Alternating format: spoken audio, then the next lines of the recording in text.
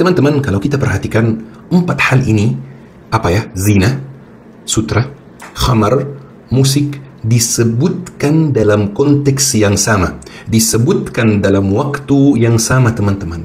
Berarti hadis ini ingin menyampaikan kepada kita bahwa empat hal ini ketika dilakukan sekaligus, ketika dilakukan bersama, hukumnya jadi haram. Ada yang tahu kapan empat hal ini dilakukan bersama? Di mana empat hal ini dilakukan bersama? Coba teman-teman pikirkan. Kira-kira apa tempat di mana ada khamar, ada zina, ada sutra, ada alat musik? Betul teman-teman, di diskotik teman-teman. Ini adalah maksud dari hadisnya teman-teman. Nanti akan ada beberapa orang dari umatku yang menghalalkan pergi ke tempat yang ada zina di mana-mana, dan menghalalkan pakai sutra di tempat tersebut, dan menghalalkan pakai khamar di tempat tersebut, dan menghalalkan mendengar musik di tempat tersebut. Jadi mix teman-teman. Ketika empat hal ini dilakukan di waktu yang sama, di tempat yang sama, baru jadi haram teman-teman. Jadi teman-teman, banyak alasan yang bikin hadis ini bukan hadis yang jelas untuk mengharamkan musik. Kenapa? Yang pertama, hadis ini mengandung kabar, bukan mengandung larangan atau perintah. Yang kedua, kata yastahillun di sini belum tentu artinya menghalalkan. Bisa artinya menggunakan yang halal. Taib. Yang ketiga, ini adalah satu konteks secara utuh teman-teman ketika empat hal dilaksanakan di dalam waktu yang sama. Yang keempat, karena sutra sendiri di sini tidak ada penjelasan, dan sutra itu hukum asalnya halal kecuali bagi pria, maka belum tentu setiap hal yang disebutkan di dalam hadis ini hukumnya haram.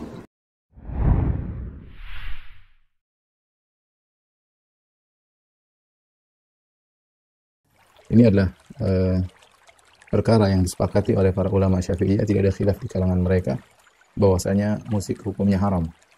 Dan bahkan bukan cuma ulama Syafi'iyah, 4 mazhab, ya, mazhab Maliki, mazhab Hambali, ya, mazhab Hanafi, semuanya menyatakan alat musik itu haram. Ya. Mereka tidak memperinci apakah ya, musik tersebut digunakan untuk qasidah, untuk musik-musik Islami, atau untuk memuji Rasulullah SAW. Tidak, mereka bicarakan tentang alat musik itu sendiri sudah haram tanpa memperhatikan tentang lirik yang dinyanyikan dengan alat musik tersebut.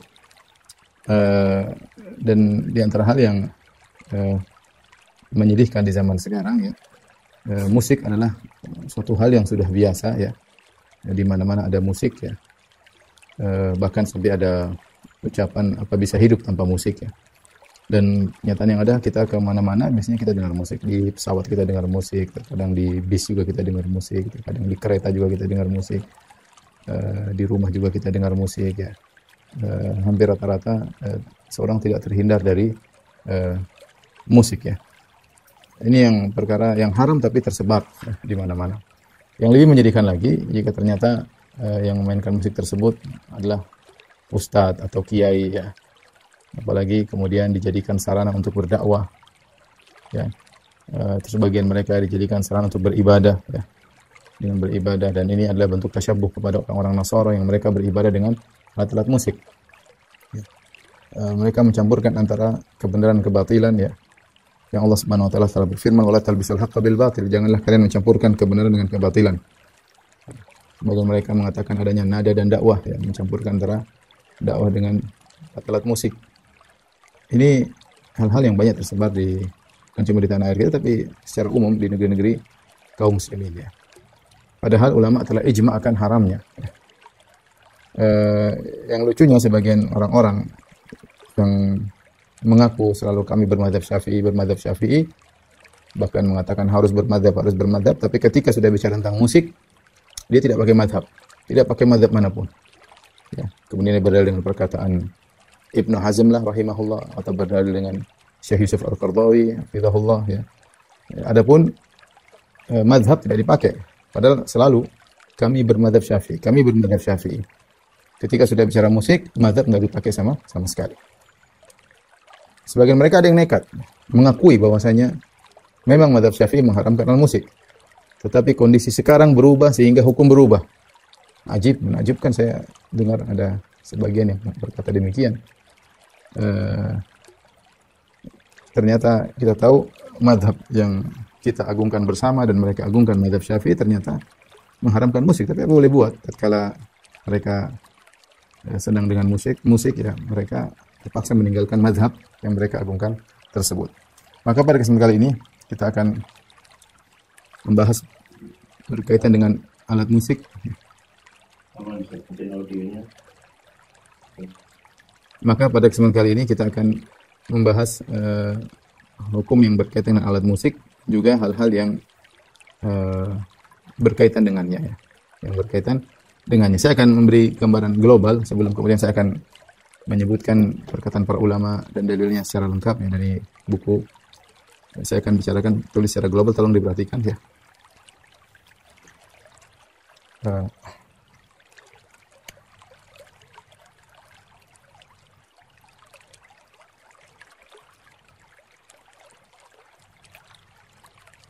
Hukum musik ya.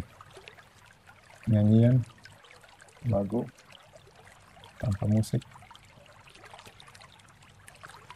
dan syair. Jadi ada 3 hal yang mau kita bahas ya. Yang pertama hukum musik ya. Hukum alat musik. Kemudian yang kedua adalah hukum nyanyian. Tanpa musik tentunya, ghina. Kemudian hukum syair. Syair-syair Arab ya. Nah, bagaimana insyad itu melantunkan syair-syair Arab. Syair-syair Arab. Secara umum ketika berbicara tentang alat musik, maka alat musik ada 2 macam ya. Yang pertama adalah duf ya, atau rebana, tapi tanpa lonceng-lonceng di sampingnya ya.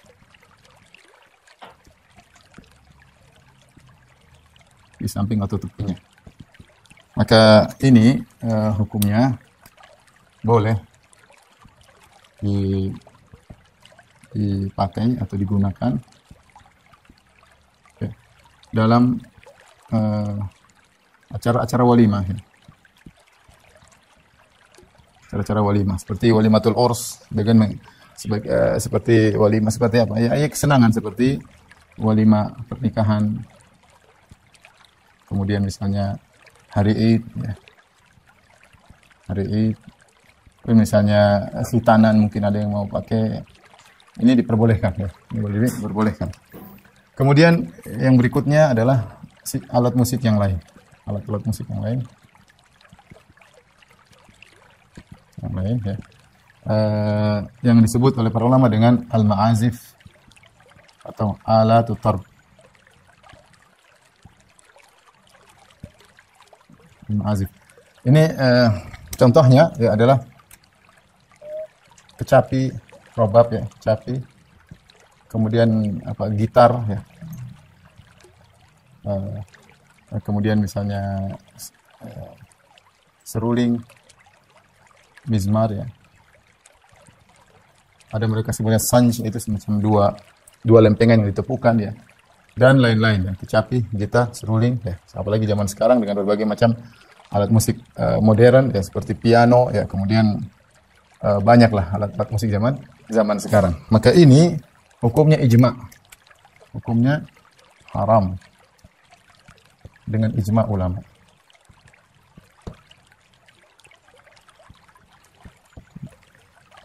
Adapun hukum nyanyian tanpa musik ya, maka nyanyian para ulama ketika mereka bahas, mereka ada menyebutkan 2 model nyanyian. Ini tanpa musik ya. Yang pertama, kalau nyanyian dengan musik jelas haram ya. Nyanyian tanpa musik. Itu kita boleh ya. Nyanyian dengan musik tentu haram. Adalah haram ya. Karena musik haram. Hukumnya haram dengan ijma.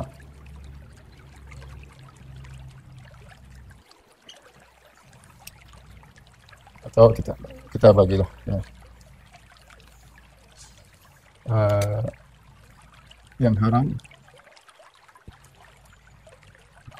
kemudian yang boleh, Yang haram pertama dengan alat musik. Kemudian yang kedua, ya, jika syairnya atau liriknya haram, ya. Liriknya haram, ya, meski tanpa musik.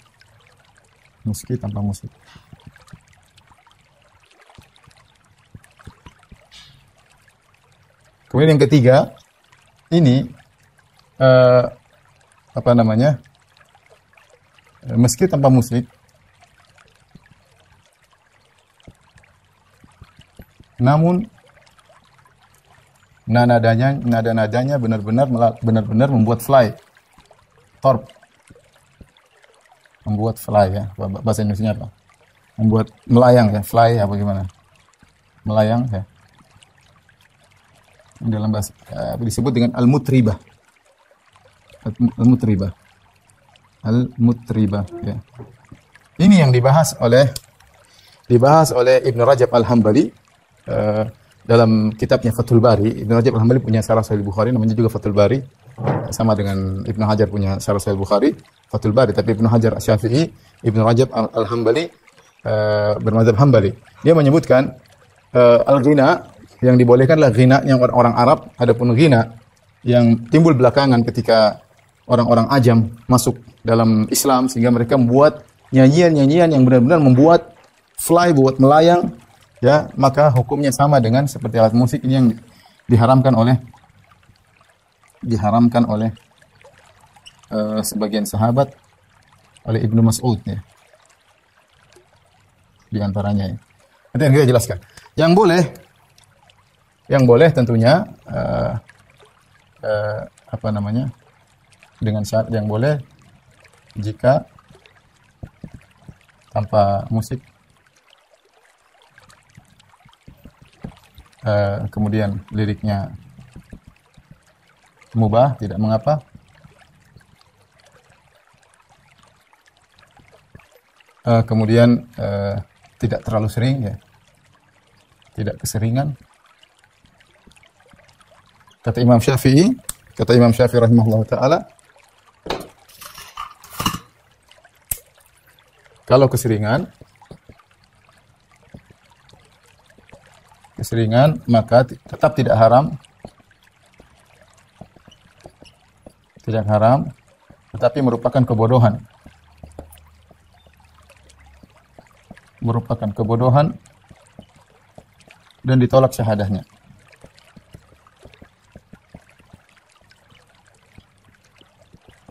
Ini yang kata Ibnu Rajab rahimahullah dengan disebut ghinaul Arab, ya. Ya. Jadi dengan ghinaul Ajam, kata mereka ghinaul Arab tidak seperti nyanyian orang Ajam yang benar-benar nadanya luar biasa yang membuat orang lalai. Adapun syair-syair Arab, kata Imam Syafi'i rahimahullah taala, maka ini boleh secara mutlak meski banyak atau sering, tidak mengapa. Sebenarnya Al-Huda itu adalah syair yang dibaca oleh seorang penggembala onta ketika ingin agar ontanya bisa berjalan dengan cepat. Ini di antara mungkin saya boleh ringkaskan tentang hukum alat musik, ya. Memang ini mungkin perlu ditinjau kembali bagaimana dengan alat nyanyian tanpa alat musik, ya, tetapi nadanya benar-benar membuat melayang. Ini yang zahir dari perkataan Ibnu Rajab Al-Hambali, ya, seakan-akan dia mengatakan haram. Tapi Allah alam, ya, ini perlu ditinjau kembali. Kemudian hukum yang selanjutnya berkaitan dengan hukum hukum akapela, ya.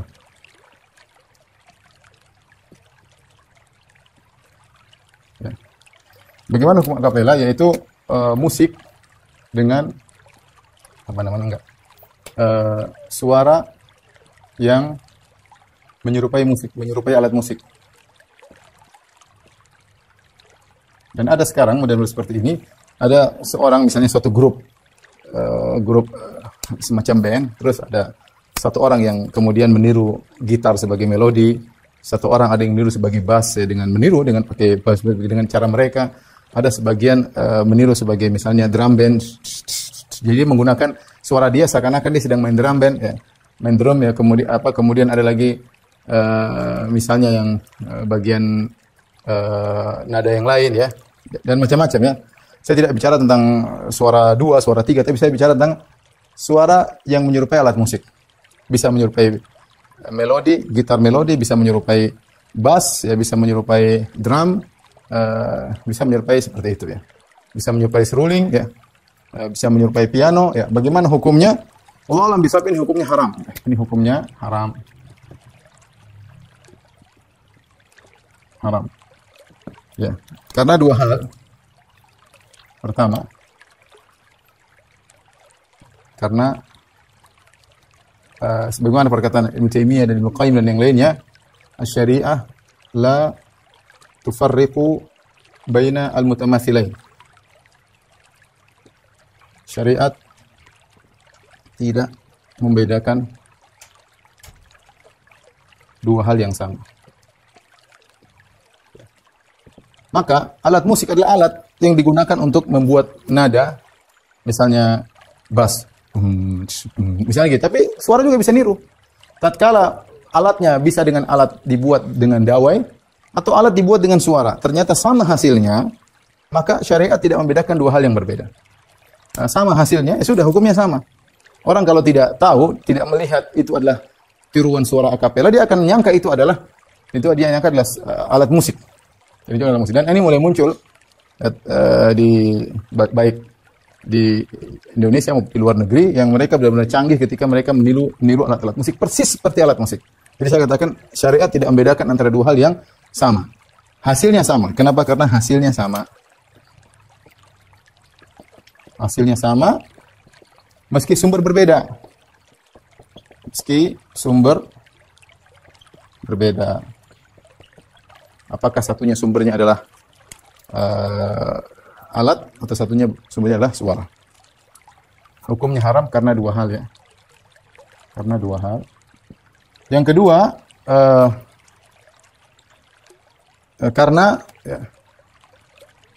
karena dampaknya sama.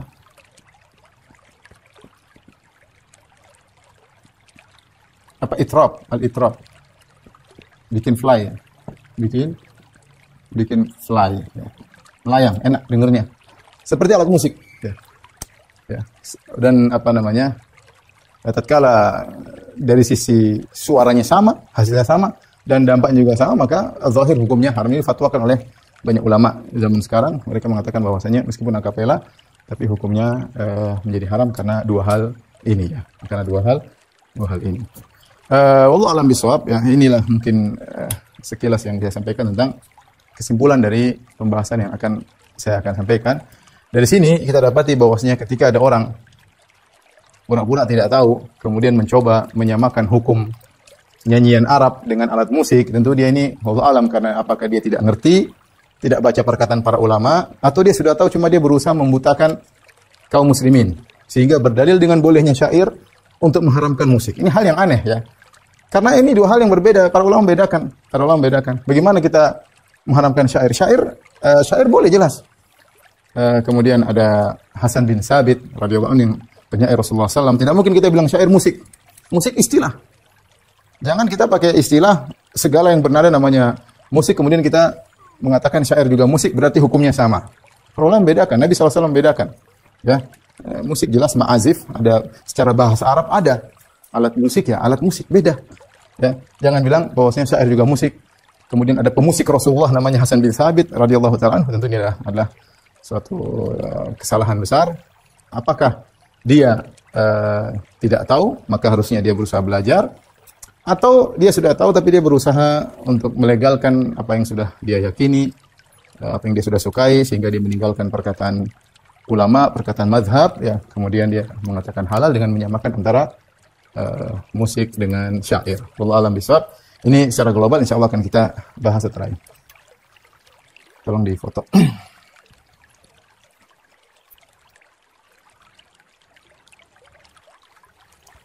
Baik, kita sekarang fokus pada hukum musik ya, hukum alat musik.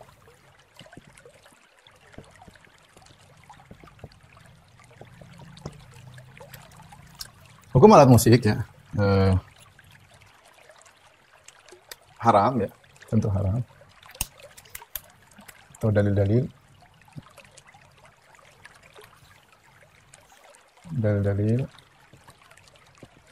haramnya alat musik. Di antaranya dari Al-Quran, kemudian dari Al-Hadis. Apabila dari Al-Quran ada beberapa ayat, ya, ayat yang paling tegas dalam surat Luqman, kalau nggak salah ayat 6, kata Allah Subhanahu wa taala, wa minan nasi may yashtari lahwal hadisi liyudilla an sabilillah.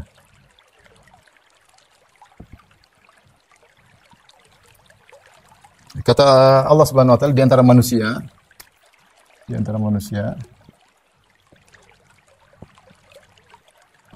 ada yang membeli perkataan sia-sia, ada yang membeli lahwal hadis, perkataan sia-sia.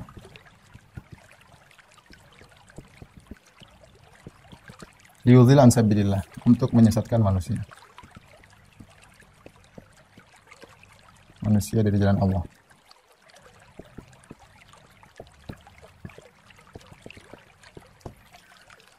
Lahwal hadis dalam ayat ini, ya, semua sahabat yang menafsirkan ayat hadis ini, semua sahabat dan tabi'in yang menafsirkan ayat ini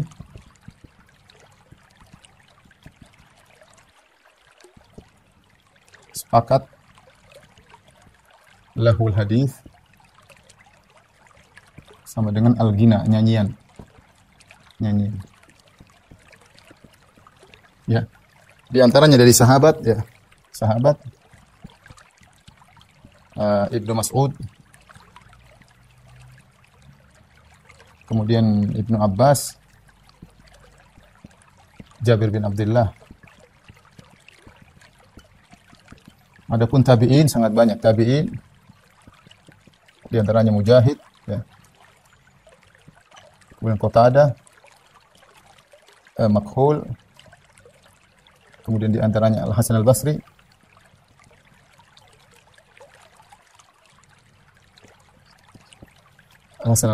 kemudian Ibrahim An-Nakhai,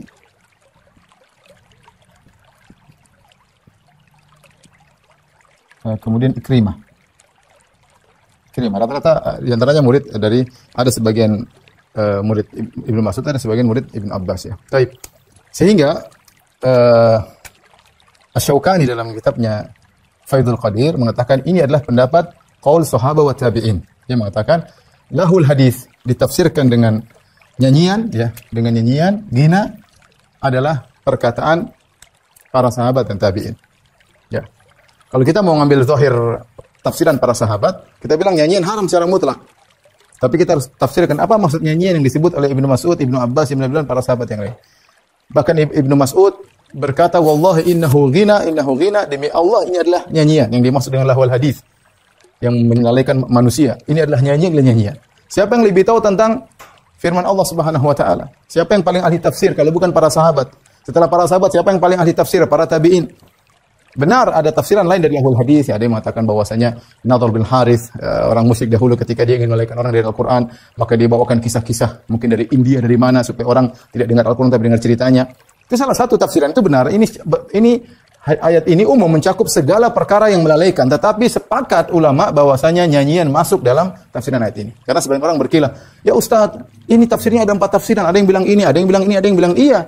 Tetapi meskipun mereka sebut 4 tafsiran, sepakat bahwasanya nyanyian masuk dalam ayat ini. Dan ini tafsiran para sahabat dan tabi'in. Ini perkataan para sahabat dan tabi'in. Terus kita mau pakai perkataan siapa lagi? Nyanyian, ya. Apa ini maksud nyanyian di sini? Baik. Maksud nyanyian al-ghina,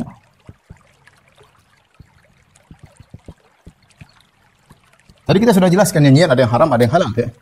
Adapun nyanyian Arab, ya, tadi kata Imam Syafi'i rahimahullah dalam kitabnya bahwasanya nyanyian Arab tidaklah haram, tapi dia makruh. Nyanyian hukumnya makruh, tapi masih namanya makruh itu masih boleh.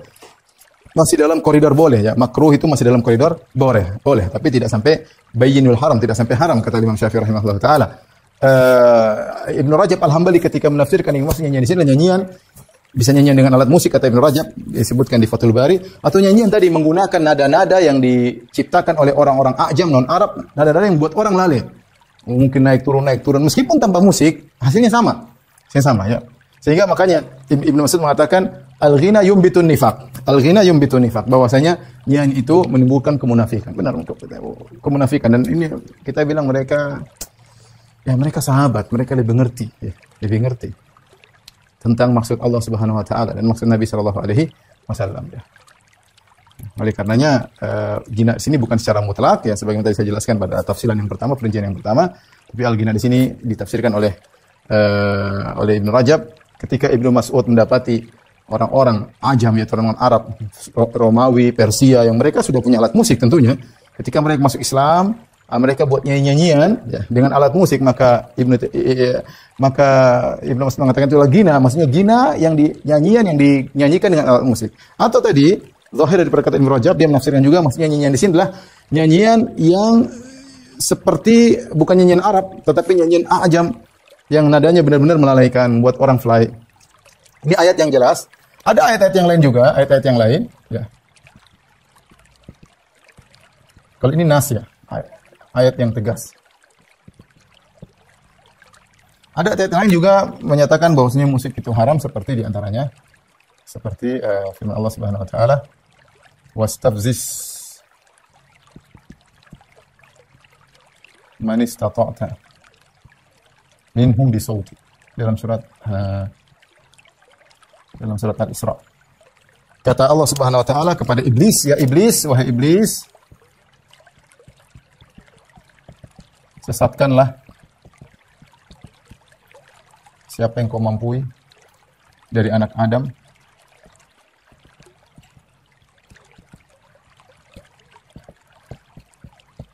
anak-anak Adam dengan suaramu ya. Yang benar, iblis menyesatkan dengan berbagai macam cara, di antaranya iblis menyesatkan dengan suara.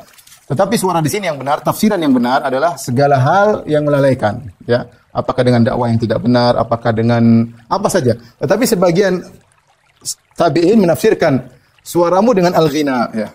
Kalau saya tidak salah ingat tafsiran Mujahid, ya, salah seorang tabi'in. Kalau tidak salah Mujahid, ya, menafsirkan bisautik, dengan suaramu, adalah dengan al-ghina, nyanyian. Sehingga para ulama juga berdalil dengan ayat ini untuk mengatakan bahwasanya musik itu haram. Di antara juga mereka berdalil dengan ayat-ayat lain seperti firman Allah Subhanahu wa taala, ya, dalam surah Al-Furqan, walladzina la yashhaduna az-zura. Itu orang-orang di antara ciri-ciri ibadur rahman,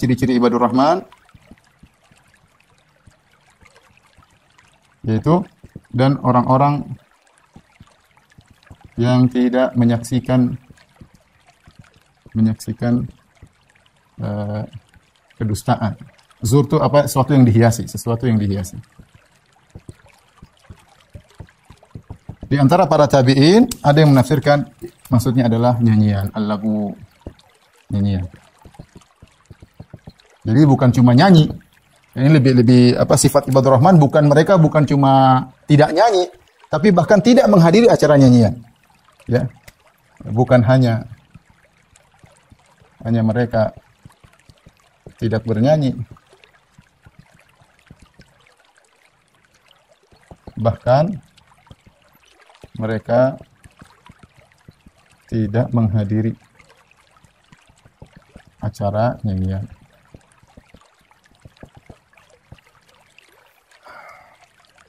Demikian juga ayat yang lain, ya. Seperti dalam Al-Quran, kata Allah Subhanahu wa ta'ala, idza sami'u lagwa a'radu anhu.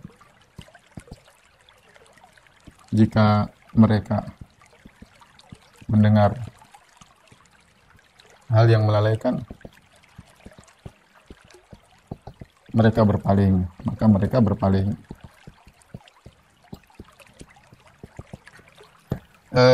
Maksudnya yang melalaikan diantaranya kata sebagian salaf yaitu al-ghina, nyanyian. Taib ini adapun ayat-ayat lain, saya bilang ini masih ada kemungkinan, tapi ayat yang pertama sangat jelas sebagai tafsiran para sahabat, lengkap semua sahabat dan tabi'in sepakat bahwasanya yang dimaksud adalah nyanyian. Adapun hadis, ya, hadis-hadis ada sekitar 6 hadis disebutkan oleh Syekh Albani rahimahullahu taala dalam kitabnya Tahrim ala Tarb, ya. Di antaranya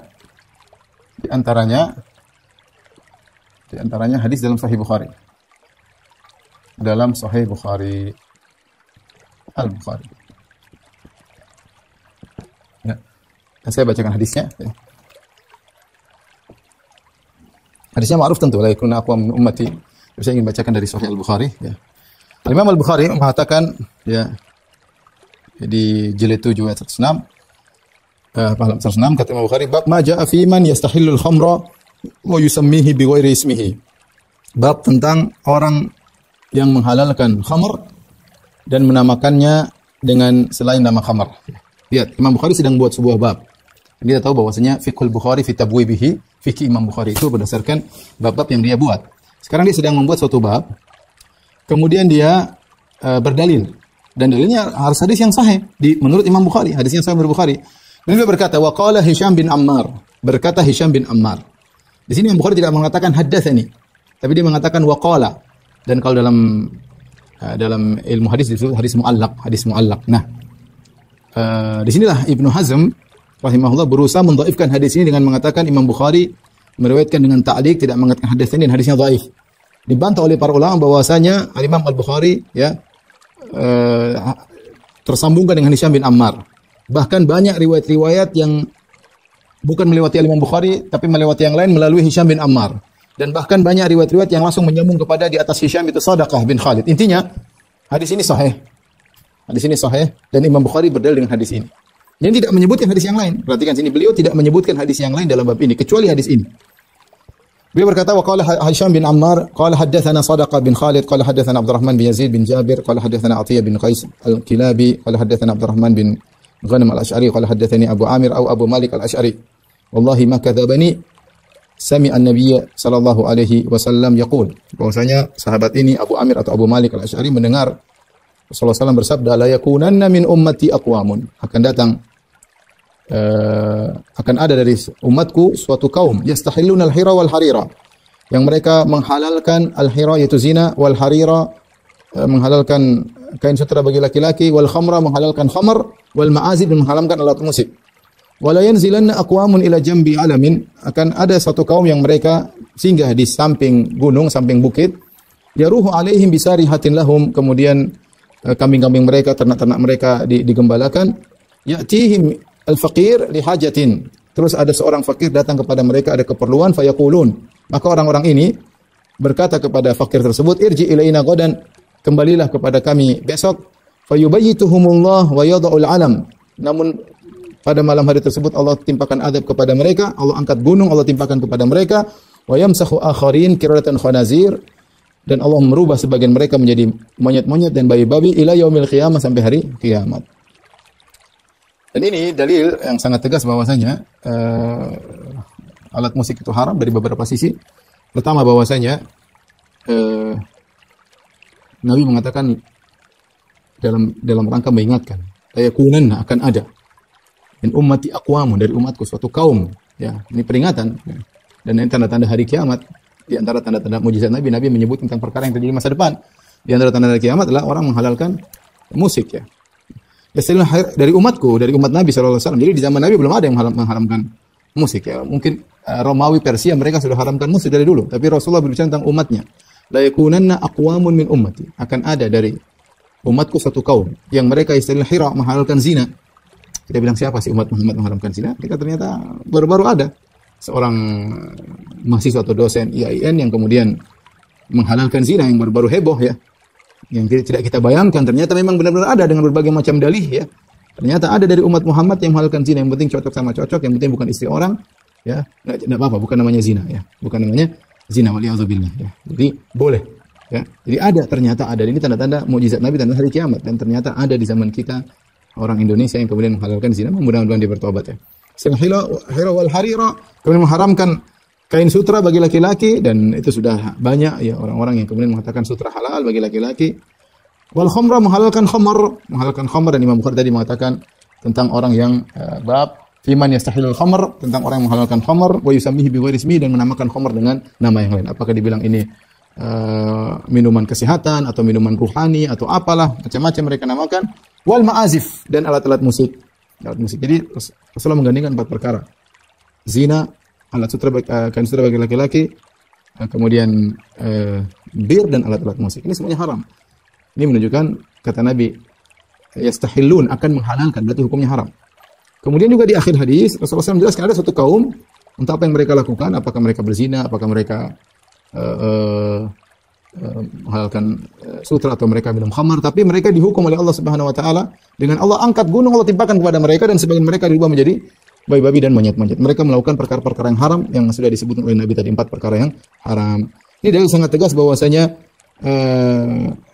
musik itu haram. Dan al-ma'azif dengan kesepakatan para ulama adalah alat musik. Alat musik. Taib. Hadis ini sahih. Saya katakan tadi, Imam Bukhari mensahihkan hadis ini, maka dia masukkan Sahih Bukhari, dan dia berdalil dengan hadis ini untuk membuat satu bab, dan dia tidak menyebutkan hadis yang lain. Biasanya Imam Bukhari, kebiasaan beliau kalau misalnya satu bab, beliau menyebutkan misalnya hadis mu'allaq, kemudian beliau menyebutkan hadis usul, hadis utama, tapi beliau terkadang menyebutkan perkataan salaf ya, atau hadis-hadis yang mu'allaq. Nah, tapi ini tidak. Kali ini Imam Bukhari menyebutkan satu bab dan hadis ini doang. Ya, sehingga hukumnya hadis ini nyambung, meskipun Imam Bukhari mengatakan qala Hisham bin Ammar ya. Meskipun Imam Bukhari mengatakan qala Hisham Hisham bin Ammar ya. Dan itu guru beliau, dan Hisham bin Ammar adalah guru Imam Al-Bukhari, sehingga dianggap sambung oleh para ulama. Oleh karena Ibnu Hajar telah membahas dalam Taghliqut Ta'liq, kemudian menyebutkan sanad-sanadnya yang menyambungkan hadis ini, dan banyak sekali ya. Sebenarnya kalau saya ada waktu, saya ingin gambar sanadnya sehingga jelas bahwa ini hadis sahih, tidak benar perkataan Ibnu Hazm rahimahullah. Ya, mudah-mudahan suatu saat ada waktu, mungkin saya dengan murid-murid saya mungkin ingin gambar sanadnya supaya jelas ya. Ya. Tapi cukuplah, tidak perlu kita gambar sanadnya, cukuplah yang mensahihkan hadis banyak sekali. Pertama, Imam Al-Bukhari dalam sahihnya. Kemudian yang mensahihkan juga Imam Abu Bakar Al-Ismaili dalam kitabnya Al-Mustakhraj Sahih Bukhari.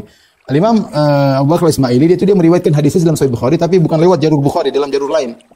Jadi kalau Imam Bukhari meriwayatkan ini, dia lewat jalur lain. Tetapi ini menguatkan hadis ini karena diriwayatkan dari jalur lain oleh Abu Bakar Al-Ismaili. Kemudian Ibnu Hibban juga meriwayatkan dalam sahihnya. Kemudian Hafiz Ibn Salah juga meriwayatkan mensahihkan hadis dalam Ulumul Hadis.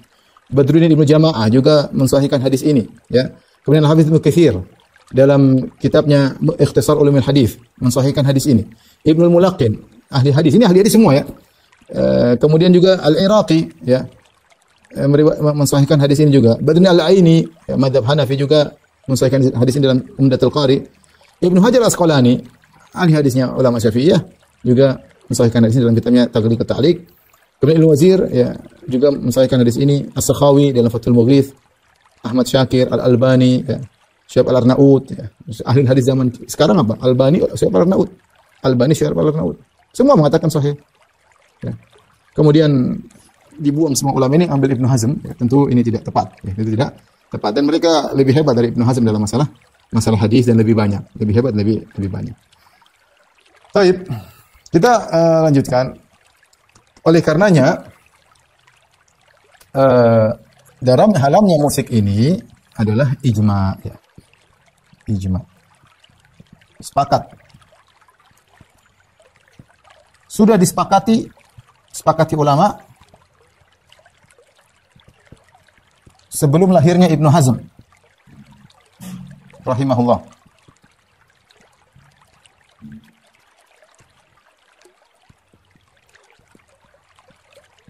Dan Ibnu Hazm rahimahullah adalah ulama besar dari Maghrib. Bahkan sebagian ulama Syafi'iyah menganggap penyelisihan Ibnu Hazm tidak dianggap dalam banyak hal, karena dia banyak menurut mereka nyeleneh, sehingga penyelisihan tidak dianggap. Kalau seandainya belum terjadi ijma, maka pendapat Ibnu Hazm mungkin kita bisa anggap merusak menjadikan ijma tidak akan terjadi. Tapi ijma sudah terjadi sebelum lahirnya Ibnu Hazm, sehingga perkataan Ibnu Hazm tidak bisa merusak ijma yang sudah terjadi sebelumnya. Apalagi setelah itu, setelah beliau meninggal juga para ulama ijma. Jadi terjadi ijma sebelum dan sesudahnya.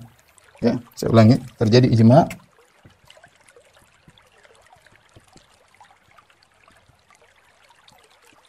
sebelum Ibnu Hazm lahir dan sesudah Ibnu Hazm wafat. Jadi mau tidak mau, kita tahu bahwa kalau sudah ijma itu perkataan lebih kuat, sangat kuat. Berarti sepakat, bukan hanya sekedar haram saja, tapi sepakat ulama ya bahwasanya ini ijma. Baik. Makanya saya nukilkan perkataan Ibnu Hajar Al-Haytami. Perhatikan ya. Saya nukil dulu yang perkataan ijma. Ibnu Jarir At-Tabari wafat 310 Hijriah. Jauh sebelum Ibnu Hazm lahir. Dia mengatakan faqat ajmal ulama al-amsar ala karahiyatil ghina wal man' minhu.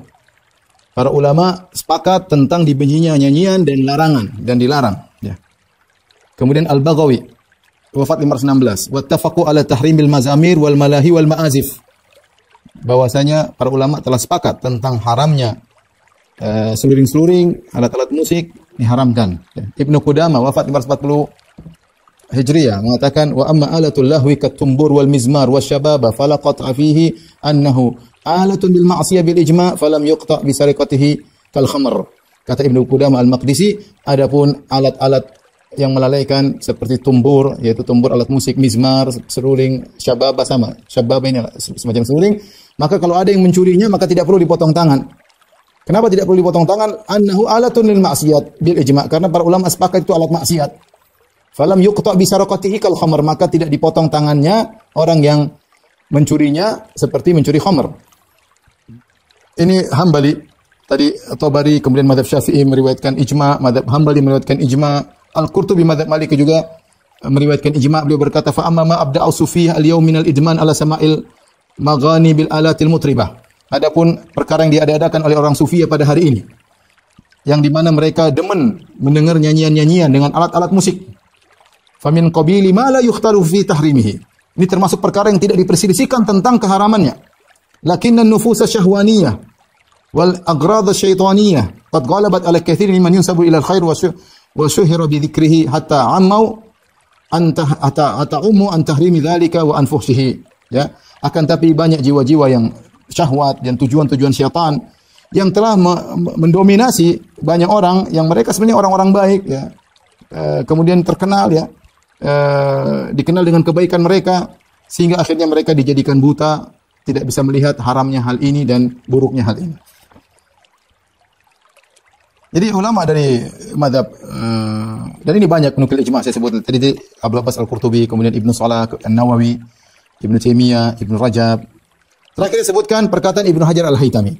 Dia berkata, perhatikan, wal autar wal ma'azif katumbur wal udi was sanj aidil autari wal rabab wal janj wal kamanjah was sintir wad dirij. Ini alat musik disebut ini, ada mungkin ada gitar, mungkin ada kecapi, ada dawai, ada seruling ya, ada janj, apa itu janj apa sih, saya lihat tadi di kamus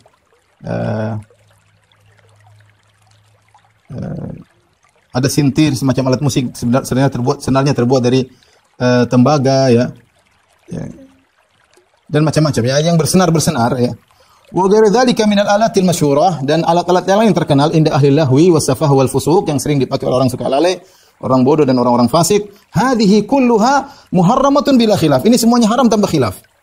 Wa man haka fihi khilafan, siapa yang mengatakan ada khilaf, faqad ghalata aw ghalaba alaihi hawahu. Yang bilang ada khilaf, perhatikan, yang bilang ada khilaf, maka dia telah salah dan telah dikuasai oleh hawa nafsunya. Hatta asammahu wa a'mahu, sehingga hawa nafsunya membuat dia tuli dan buta. Wa mana'ahu dahu, sehingga dia terhalangi dari ikut petunjuk yang biasa dia jalani. Wa zalla an sunani taqwahu, dan dia akhirnya tergincir dari ketakwaan yang biasanya dia melakukannya. Jadi ini ijma' para ulama, tidak diragukan bahwa hukumnya haram, selesai hukumnya haram, mau diapain juga ijma'. Adapun perkataan ulama Syafi'iyah maka sangat banyak, hanya saja waktu kita terbatas ya. Tapi disebutkan misalnya perkataan Imam Syafi'i rahimahullahu taala, beliau mengatakan tentang hukum potong tangan bagi orang yang mencuri. Beliau berkata, fa kullu ma lahu thaman hakadha yuqta'u fihi. Semua perkara yang dicuri kalau punya harganya balagha qimatu rubu' dinar, kalau harga barang tersebut harganya seperti 1/4 dinar, yaitu kira-kira 1 gram lebih dikit. Misalnya 1 gram sekarang harganya 1 juta, kalau ada barang yang dicuri nilainya sekitar 1 juta, Apakah mushafan dalam bentuk mushaf, kana au saifan atau pedang, au ghairahu mimma yahillu thamanuhu, yang barang-barang tersebut halal untuk dijual belikan, fa in saraka, maka harus dipotong. Tapi kalau kurang dari rubu dinar, misalnya cuma curi 500.000, maka tidak dipotong tangan. Selama dengan syarat mimma yahillu thamanuhu, dari perkara-perkara yang dicuri tersebut perkara-perkara yang halal. Fa in saraka khamran, adapun jika dia mencuri khamr, bir, au khinziran, atau dia mencuri babi, lam yuqta, maka tidak dipotong tangannya, li'anna hadza haramus tsaman, karena ini barangnya haram harganya. Wala yuqta fi tsamani tumbur wal mizmar, dan juga seorang tidak dipotong tangannya kalau dia mencuri kecapi dan seruling. Kalau dia mencuri kecapi dan seruling, kecapi ada dawanya, ada senarnya, atau dia mencuri seruling, maka tidak dipotong tangannya. Di sini perhatikan Imam Syafi'i menyamakan tumbur, kecapi dan seruling sama seperti khamar dan babi, ya, sama-sama haram maksudnya. Ya. Kemudian beliau berkata, walau kasara lahu tumburan aw mizmaran aw kabaran wa illam yakun, kemudian beliau berkata, wa illam yakun yasluhu illa lil malahi fala syai' alayhi wa hakadha law kasaraha nasraniyun li muslim aw nasraniyun aw yahudiyun aw musta'man aw kasaraha muslim li wahidin min haula'i abtala dzalika kullu. Beliau menjelaskan bahwa kalau ada yang mematahkan alat musik kecapi atau seruling, ya, atau yang semisalnya, ya, yang ini digunakan tidak lain kecuali untuk alat-alat nyanyian, ya, malahi, maka tidak perlu bayar, tidak perlu ganti rugi maksudnya. Demikian pula kalau orang Nasrani yang menghancurkan punya Muslim ada orang Nasrani datang hancurin punya Muslim, sama, tidak perlu bayar. Atau Yahudi datang ke seorang Muslim hancurkan alat musiknya seorang Muslim, maka tidak perlu bayar. Musta'man, orang kafir yang minta pengamanan kemudian datang dia menghancurkan alat musik seorang Muslim, tidak perlu bayar. Dan sebaliknya kalau Muslim yang menghancurkan punya mereka juga tidak perlu bayar. Nah, ulama Syafi'iyah sepakat, ya, bahwasanya musik hukumnya haram. Tapi hanya saja mereka khilaf. Apakah main alat musik ini dosa besar, dosa kecil? Ada khilaf di kalangan mereka. Semula mengatakan dosa kecil, semula dosa besar. Yang mengatakan dosa besar adalah Ibnu Hajar Al-Haytami dalam kitabnya Az-Zawajir. Ya. Dalam kitabnya Az-Zawajir dia memasukkan mendengar alat musik adalah hukumnya dosa besar. Hukumnya dosa besar. Jadi dari sini kita tahu bahwasanya hukumnya haram, maka tidak perlu kita mencari-cari dalih untuk menghalalkan alat musik. Terlalu banyak perkataan Imam Syafi'iyah, ya, yang mengatakan orang main musik itu bertasyabuh dengan para peminum khamr, orang main musik itu bertasyabuh dengan orang fasik, alat musik itu membuat orang mengantarkan kepada maksiat, mengantarkan kepada dosa besar, ya, dan macam-macam, menumbuhkan kemunafikan. Dan benar, orang kalau suka main musik gimana dia mau khusyuk? Susah, omong kosong, ya. Musik itu, ya, dalam hatinya selalu musik-musikan, bukan Al-Quran, bukan, enggak. Ingin bahasa sering sampaikan, kalau ingin bahagia tinggalkan musik. Saya bukan bicara omong kosong, artinya saya dulu juga main musik. Jadi orang kalau main musik, dia udah hatinya penuh dengan itu, ya. Hatinya penuh dengan itu, ya. Meskipun dia selalu mesti baca Quran, beda. Tapi kalau dia baca Quran benar-benar hatinya benar-benar bahagia dengan Al-Quran. Saya sering sampaikan, kalau Anda mengatakan musik bikin bahagia, boleh. Betapa banyak orang musik yang stres. Betapa banyak orang musik yang bunuh diri. Betapa banyak orang musik yang akhirnya terjerumus pada yang lainnya. Terjerumus pada minum khamar, terjerumus pada pacaran, terjerumus pada hal-hal yang haram. Kenapa? Karena musik membuat jiwa itu benar-benar fly, dan dia ingin diasupi dengan hal-hal yang haram yang lain. Jadi musik itu pengantar. Makanya disebut dengan suara syaitan, karena mengantarkan kepada yang lainnya, dan ini kenyataan. Tapi kita coba, antum boleh sensus pemain musik yang taruhlah yang baik dengan yang tidak baik, coba dibandingkan. Coba. Musik Islami berapa sih? Kalau kita bilang halal, kita bicara syariat memandang secara global, secara kalau ternyata yang lebih banyak mudaratnya maka hukumnya haram, di antara cara syariat mengharamkan sesuatu. Seperti yas'alunaka al-khamri wal maisir qul fihima itsmun kabir wa manafi'u lin-nas wa itsmuhum akbaru min naf'ihima. Mereka bertanya kepada engkau tentang judi dan khamar, ya. Katakanlah bahwasanya pada keduanya ada dosa dan ada manfaat, tetapi dosanya lebih besar daripada manfaatnya. Benar, khamar ada manfaatnya, bikin orang lupa. Kalau stres minum khamar bisa hilang lupanya, tapi haram, dosanya lebih besar. Kalau kita bilang musik halal juga, taruhlah, kita bandingkan pemain musik yang baik, yang genah dengan yang tidak genah, coba. Yang dangdutan, yang rapper, yang rusak. Banding 1% belum tentu. 1% yang baik belum tentu ada dibandingkan dengan yang rusak. Dengan yang dangdutan, dengan yang joget-joget, dengan macam-macam cinta-cinta apalah, maksiatlah mengajak kepada. Tapi yang mungkin nyanyi solawatan sedikit, nggak banyak dibandingkan dengan, saya bicara dibandingkan dengan yang maksiat, ya. Yang ini saja sudah jelas bahwasanya musik melalaikan, ya.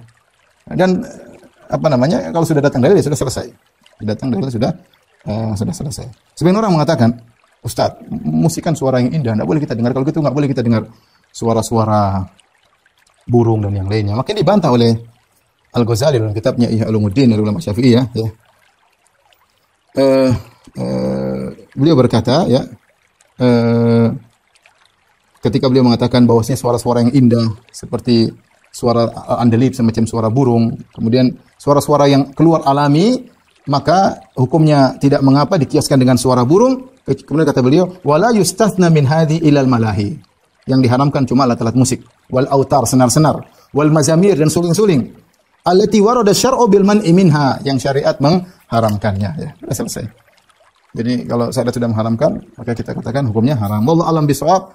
Sampai di sini saja kajian kita, insyaallah kita lanjutkan pekan depan. Subhanallah. Assalamualaikum warahmatullahi wabarakatuh. Sampai jumpa kembali di World Islam Channel.